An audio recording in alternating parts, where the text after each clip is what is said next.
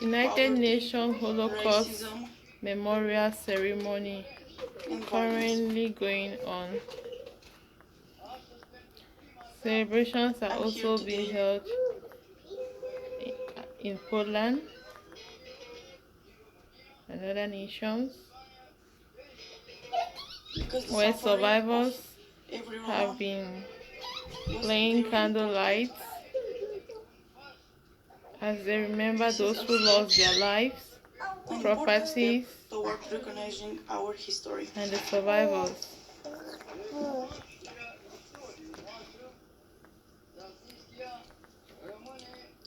Transnistria remains a forgotten chapter of Holocaust history.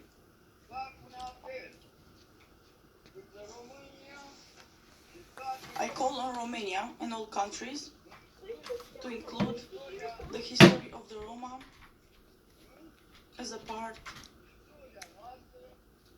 of our common national history in national museums. Allow me to say to all the young people listening to my story, I ask you to learn about your history.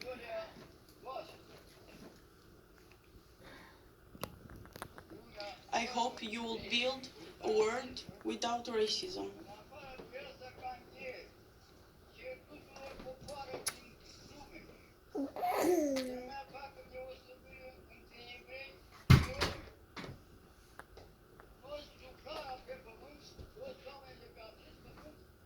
May we have a world without racism.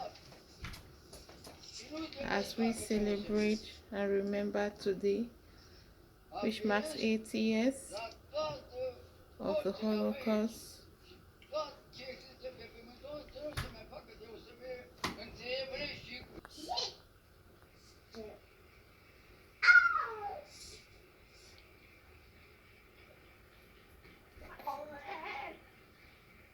United Nations gathering as they also celebrate this day,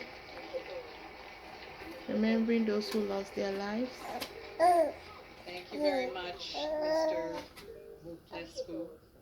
We're deeply grateful for you for your tireless efforts to have your history recognized, your fight against racism, and to bring an end to anti-Roma prejudice.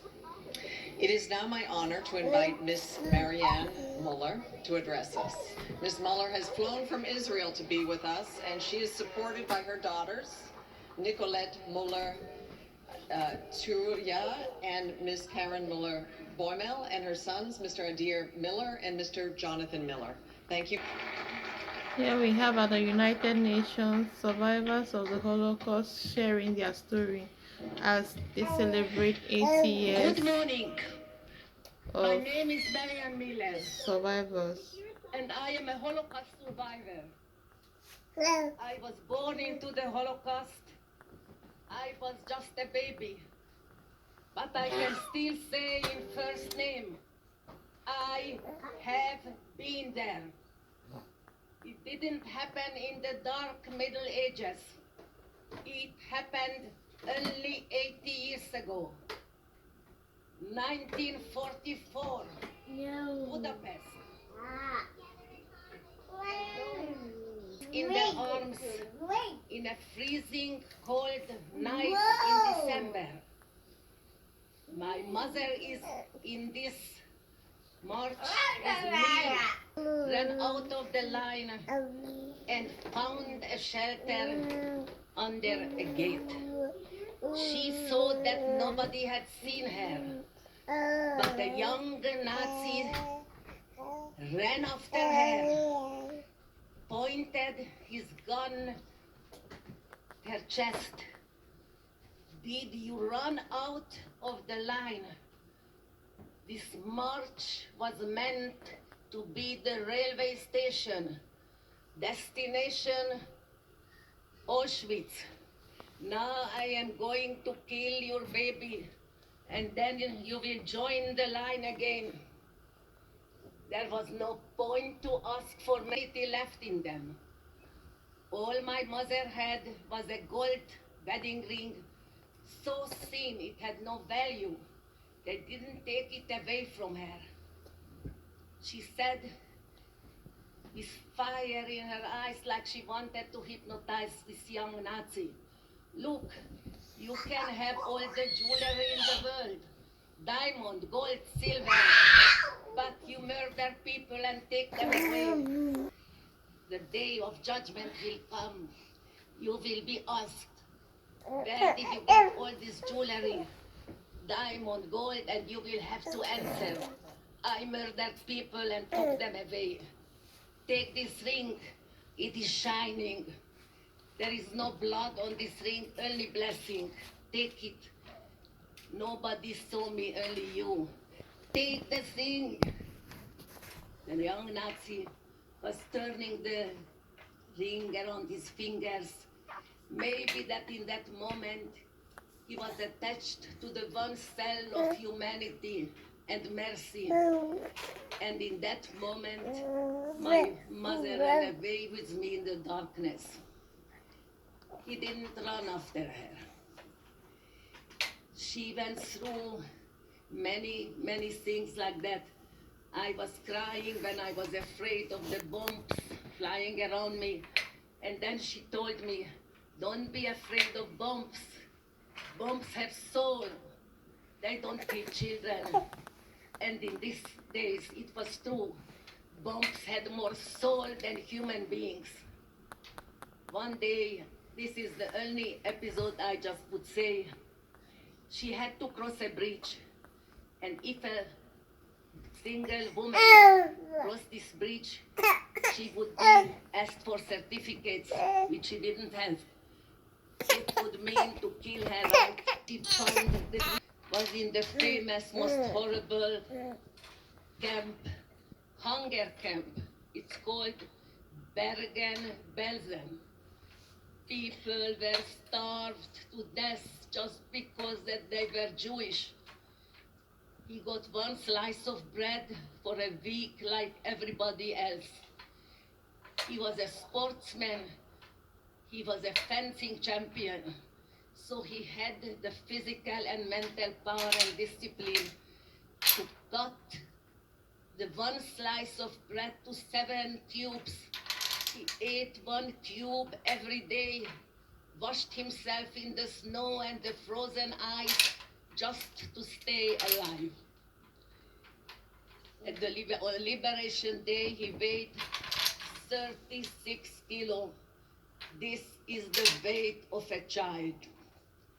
Most of my family, my mother's sister, my father's only sister, my little nephew, little cousin, 13 years old, that if he had lived, he would have been a worldwide known poet, were all shot into the Danube. My mother always said, oh, everybody says so nice and blue. For me, it is red. From the blood of my sister. I lost my husband 2 months ago. He was also a holiday victim. He was born in Czechoslovakia. He and his parents were taken to the camp of Theresienstadt. He was there from the age of 4 till the age of 8. His baby brother was born there, and when liberation came, 10,000 children were in Theresienstadt. When the 10,000, and at the age of 8, he had to become a little father to his brother. Last April, I was deeply honored. I was chosen to open the March of Life in Auschwitz.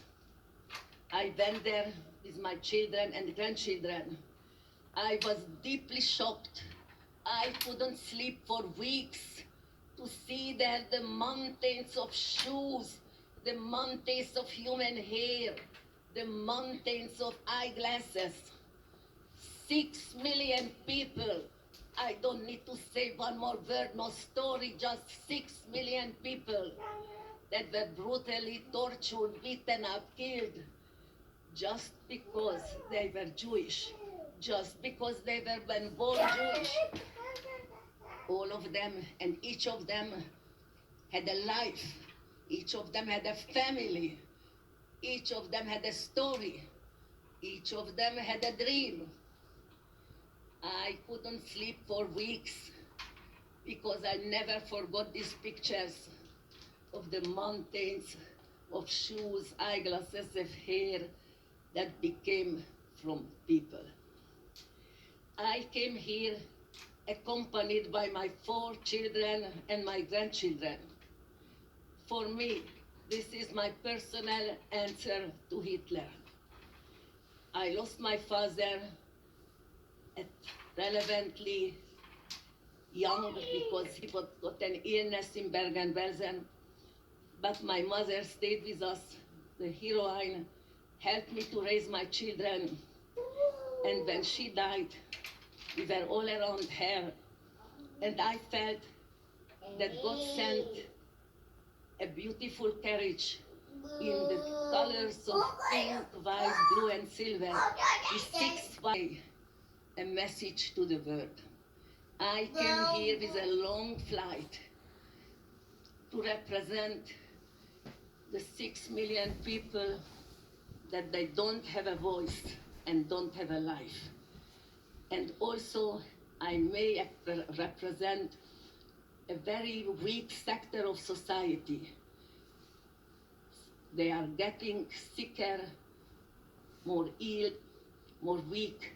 The remaining Holocaust survivors that are dying out day by day.